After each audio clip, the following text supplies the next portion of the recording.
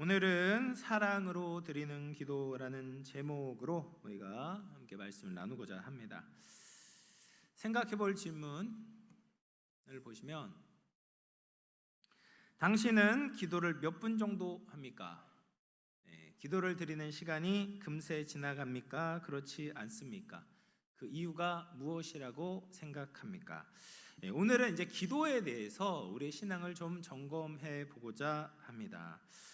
기도가 무엇인지 여러 사람들이 여러 가지로 표현을 했어요. 그래서 오래전에 쓰여진 책인데, 기도 하나님과의 대화라는 책이 있습니다. 기도가 뭐예요? 하나님과의 대화다라는 거예요. 또 그 이후에 나온 책은 기도 하나님과의 우정이라는 책이 있기도 합니다. 이 기도를 통해서 하나님과 우정을 나눌 수 있다, 우정이 깊어질 수 있다라는 것이죠. 사실 하나님과 우리와의 어떤 존재의 차이를 생각하면 친구가 아님에도 불구하고 이 기도를 통해서 그만큼 신뢰관계가 깊어질 수 있다는 것을 책을 통해서 표현하고 있는 것이죠. 그래서 하나님을 알아가고 그 지식을 따라서 하나님을 사랑하고 하나님 아버지께 자녀로서 이야기하는 축복이 바로 기도입니다.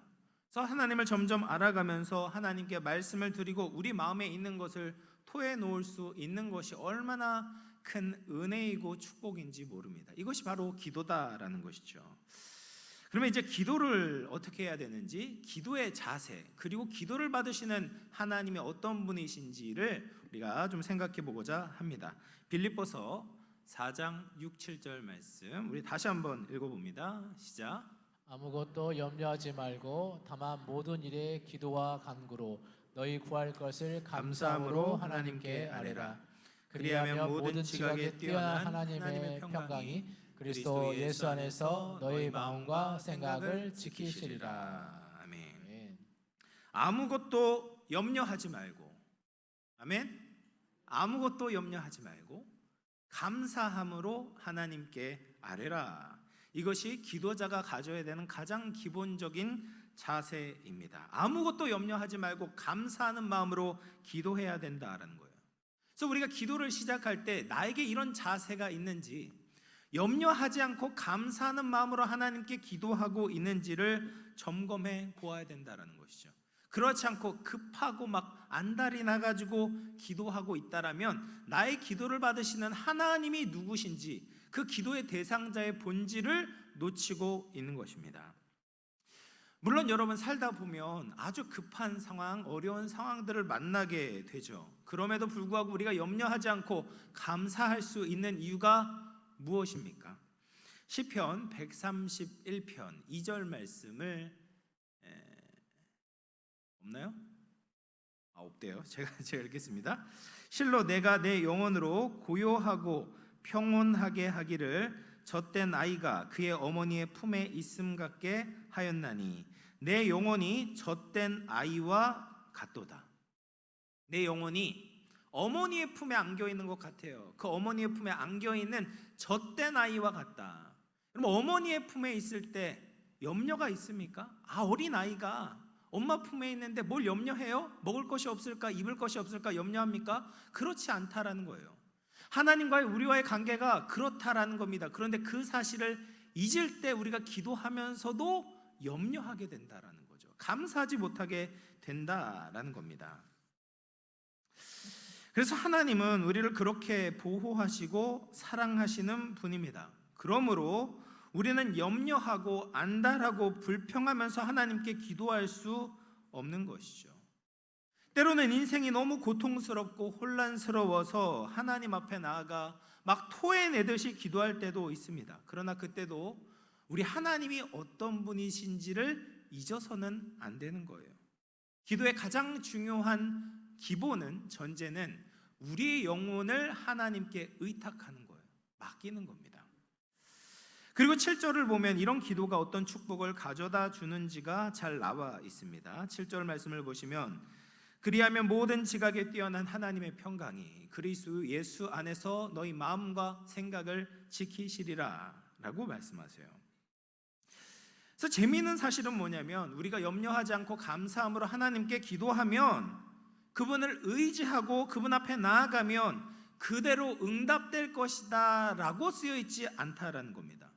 대신 기도하면 어떻게 해주세요? 우리의 지각을 뛰어넘는 하나님의 평강이 우리의 마음과 생각을 다스려 주실 것이다 라고 약속하고 계시는 겁니다. 여러분, 이것이 기도의 가장 중요한 축복이죠.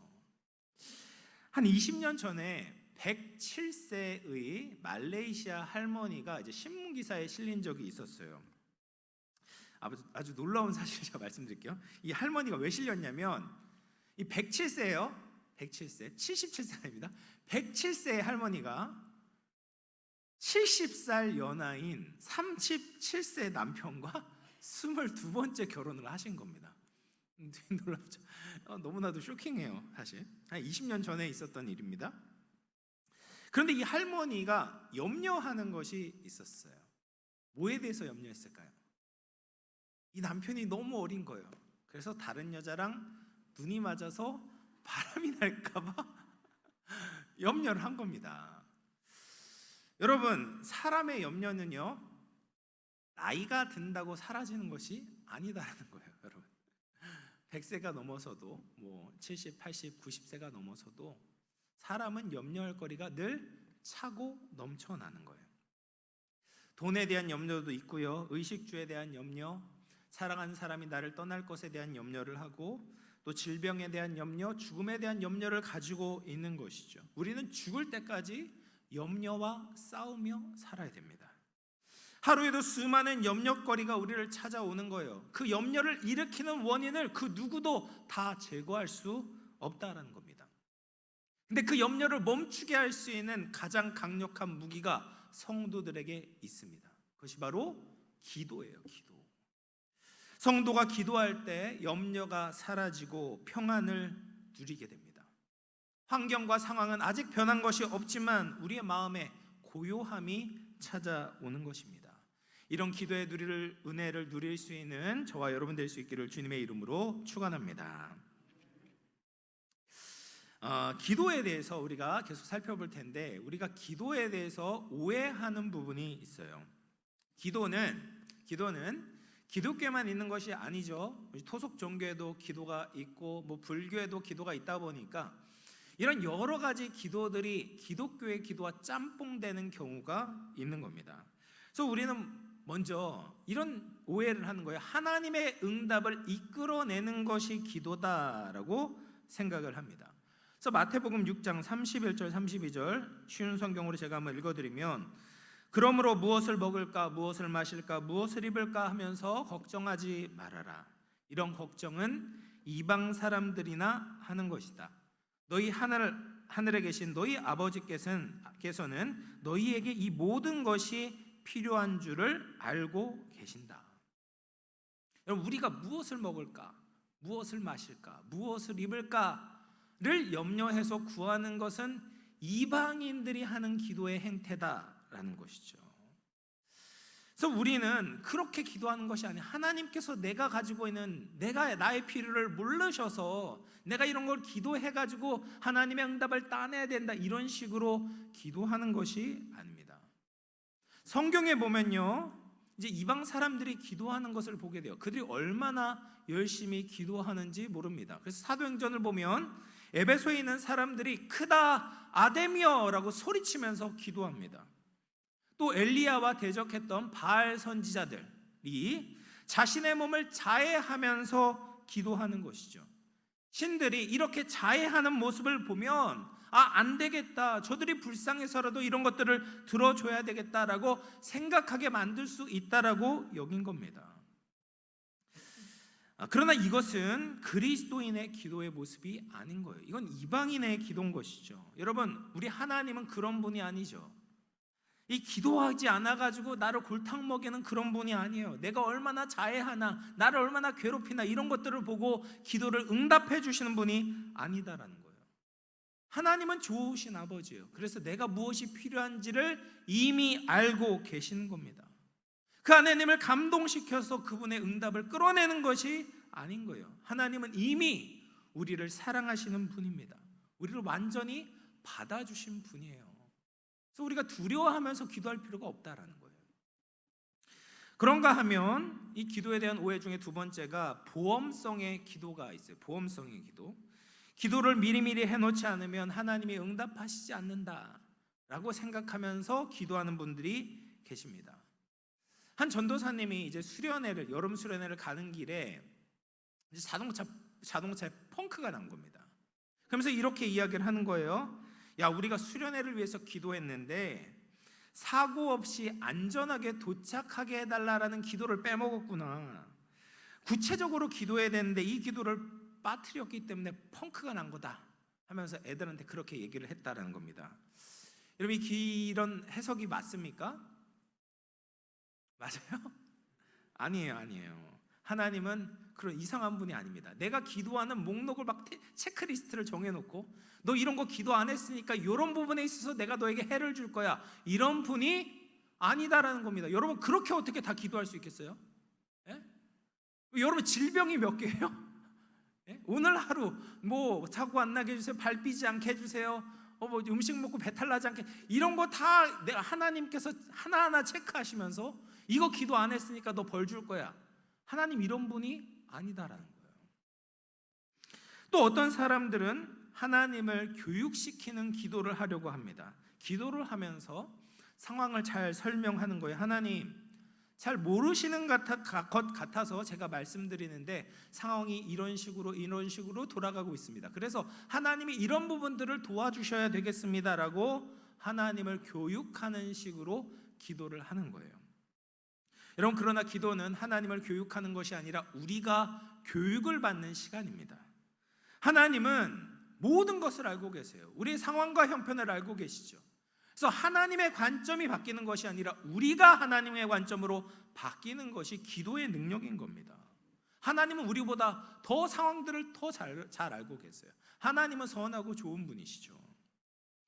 또 기도에 대한 오해 중에서 가장 심각한 것이 이제 비인격적인 기도입니다. 하나님과 쌍방향의 소통이 일어나는 것이 아니에요. 첫 번째, 아까 서론 부분에 말씀드린 것처럼 기도는 하나님과의 대화잖아요. 대화예요. 대화는 무엇입니까? 말을 하기도 하고 말을 듣기도 해야죠.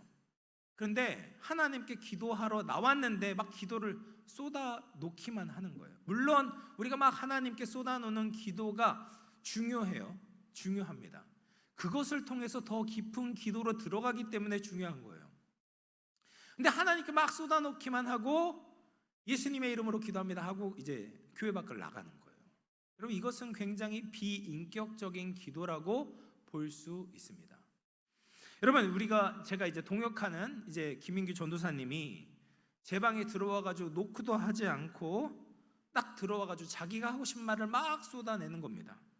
그리고 이제 제가 그 이야기를 듣고 한마디 말을 하려고 하는데 제 이야기가 다 끝났습니다 하고 제 방문을 닫고 나간다고 한다면 제가 어떤 마음이 들겠습니까? 아주 괘씸한 마음이 들지 않을까요? 마음의 상처를 입지 않겠습니까? 나를 담임 목사로 생각하나 이런 생각이 들지 않겠습니까? 여러분, 하나님도 그런 마음이 드실 거예요. 내가 가지고 있는 문제를 다 쏟아내기만 하고 이제 하나님이 좀 말씀하시려고 하는데 하나님의 말씀을 듣지 않고 귀를 닫아버리는 거예요. 여러분, 그것은 인격적이지 않은 기도예요. 비인격적인 기도인 겁니다. 그래서 여러분, 기도에는 반드시 듣는 시간이 필요하다라는 거예요. 우리가 말한 만큼 들어야 합니다. 하나님께서 우리에게 어떻게 말씀하시는지, 내가 이런 부분들을 하나님께 말씀을 드렸는데 성령님께서 우리에게 어떤 마음을 주시는지 기다리며 들어야 됩니다. 자기 할 말만 다 쏟아놓고 큰 소리로 기도하고 하나님을 감동시키려고 하고 하나님을 움직여 보려고 하고 이런 것들은 기도의 본질을 잘 모르는 것이죠. 그러면 여러분, 우리가 기도를 누리기 위해서는 어떻게 해야 하는가? 여러분, 우리는 하나님께 그분의 사랑을 의지해서 하나님을 사랑하는 마음으로 기도를 드려야 됩니다. 이런 건강한 기도는 우리의 상황을 바꾸기보다는 먼저 우리의 마음을 바꿉니다. 물론 하나님 우리의 상황을 바꾸시는 분이시죠. 그런데 기도의 더 본질적으로 중요한 것은 하나님께서 우리의 마음을 다스리시는 거예요. 우리의 마음을 지배하시는 거예요. 모든 지각에 뛰어난 하나님의 평강이 우리의 마음과 생각을 지켜주시는 겁니다. 이런 인격적인 기도를 드리기 위해서 우리가 어떻게 해야 되는가? 자기의 언어로 기도하는 것이 중요합니다. 여러분, 그냥 기도를 물론 다른 사람들이 말하는 것을 또 듣고 따라할 수도 있지만 내가 내 말을 가지고 내 마음을 쏟아놓는 것이 기도의 가장 중요한 겁니다. 난생 처음 기도하는 사람이 막 어떤 장로님의 기도를 따라가지고 그냥 기도한다라고 생각해 보세요. 거룩하신 하나님 막 하면서, 물론 거룩하신 하나님이시죠. 근데 내가 한 번도 막 해보지 않은 것, 내 생각도 미치지 않는 것, 그런 것들만 따라서 기도한다면 그런 것들을 하나님이 기뻐하시겠습니까? 오히려 하나님이 이런 기도를 기뻐하시지 않을까요? 하나님, 제가 하나님 앞에 나와서 기도합니다. 처음으로 하나님께 기도하는데 어디서부터 시작해야 될지 모르겠습니다. 그러나 하나님, 제가 하나님을 사랑합니다. 하나님께 기도합니다. 이런 진솔된 기도를 하나님이 더 기뻐 받으시지 않겠습니까? 그래서 우리가 기도에 있어서 우리의 기도가 자라기 위해서는 이 사역 기도와 친교 기도를 좀 생각해 볼 필요가 있습니다. 사역 기도라는 것은 무엇이냐면 하나님의 뜻을 분별하고 그 뜻을 이루기 위해서 하는 기도예요. 그래서 다른 사람을 중보 기도할 때, 또 나라와 교회를 위해서 기도할 때, 자신과 자신의 가정을 위해서 기도할 때 하나님의 뜻을 분별하고 그 뜻이 이루어지기를 위해서 기도하죠. 이런 것들을 사역 기도라고 부를 수 있습니다. 하나님과 함께 동역하면서 그 일을 이루기 위해서 기도하는 거예요. 여러분, 그런 기도 하나님이 기뻐하시는 기도입니다. 하나님은 우리의 기도를 들으시고 그 기도를 통해서 역사하시기를 기뻐하세요. 그런데 친교 기도라는 것이 있습니다. 말 그대로 하나님과 교제를 나누는 기도예요. 그래서 골방에 들어가서 하나님께 말하는 거죠. 하나님, 오늘은 제가 하나님께 요구하고자 하는 모든 물품 명세서를 다 놓고 왔습니다. 지금은 하나님만 바라봅니다. 하나님이 나에게 어떤 분이신지를 고백하기를 원합니다 하면서 하나님을 찬양하는 거예요. 하나님을 기뻐하는 거예요. 하나님에 대해서 감사하는 거예요. 여러분, 자녀들이 부모에게 무엇을 해달라고 찾아오는 것이 아니라 그냥 이런 말을 한다라고 생각해 보십시오. 아빠, 오늘 보니까 너무 멋져요. 아빠, 정말 대단하세요. 아빠, 너무 감사해요. 뭘 받으려고 하는 것이 아닌데 이런 말들을 한다면 아버지로서 얼마나 기분이 좋을까요? 할머니로서, 할아버지로서 이런 말을 들으면 얼마나 기분이 좋을까요? 그렇게 하나님과의 관계에 있어서 가장 윤활유와 같은 역할, 하나님과의 관계가 깊어지는 데 있어서 이 친교의 기도가 굉장히 중요하다라는 겁니다. 그래서 우리가 이제 하나님과 깊이 나아가기 위해서는 사역 기도도 하지만 친교 기도가 필요하다. 이 친교 기도를 통해서 하나님과의 깊은 사랑을 누릴 수 있습니다. 또 한 가지 더, 우리가 기도의 깊이가 깊어지기 위해서는 말씀 안에서 기도하는 것이 중요합니다. 이거 좋은 방법이 돼요. 우리가 성경을 읽다가 하나님이 어떤 분이신지를 발견하게 됩니다. 그러면 그것을 짧은 문구로 요약을 하는 거예요. 예를 들어서 인자하신 하나님, 나를 다스리시는 하나님, 용서하기를 원하시는 하나님, 이런 말씀들을 우리가 성경을 읽으면서 발견하게 되잖아요. 그러면 그럴 때마다 하나님의 모습이 나타나는데 그 발견한 하나님에 대해서 하루 종일 품고 지내는 겁니다. 이런 방법은 아주 오래된 역사를 가지고 있습니다. 이 옛날에 이제 수사들은 만약 이제 만약 긍휼을 베푸신 하나님이라고 생각이 들면 그것을 품고 막 몇 달을 기도하는 거예요. 그러면 그 하나님에 대해서 깊이 묵상하게 되고 우리의 기도도 깊어질 수 있다는 거예요. 아주 좋은 기도의 훈련이 되는 것입니다. 여러분, 기도는 우리를 성장시킵니다. 매일 하나님께 나아가서 그 사랑에 의지해서 기도를 드리는 그 기도가 우리의 신앙을 자라게 하는 것이죠. 하루 정도 기도를 하지 않는다고 해서 당장 우리에게 문제가 생기는 것은 아닐 겁니다. 그러나 하나님과의 대화인 이 기도가 우리의 삶에서 사라지게 된다면 우리는 점점 영적으로 메말라가게 되고 닥쳐오게 되는 우리의 인생의 위기에 있어서 제대로 버텨낼 힘이 사라지게 됩니다. 그래서 기도를 통해서 우리가 하나님과의 관계가 끈끈해야 돼요. 늘 하나님께 이 작은 것부터 아뢰는 거예요. 작은 문제부터 아뢰는 겁니다. 그렇게 될 때 큰 문제도 감당할 수 있는 영적 저력이 생기게 되는 것이죠. 아프리카의 서쪽 작은 마을에 크리스천들이 모여 살고 있었어요.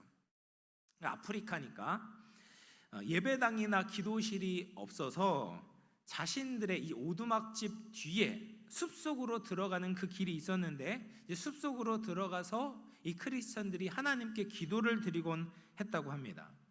그러니까 자꾸 이제 들락날락 거리다 보니까 자연스럽게 그 집 뒤에 숲속으로 들어가는 길이 생긴 거예요. 사실은 숲속으로 들어가는 것이 아니라 하나님께로 들어가는 길이 생기게 된 거예요.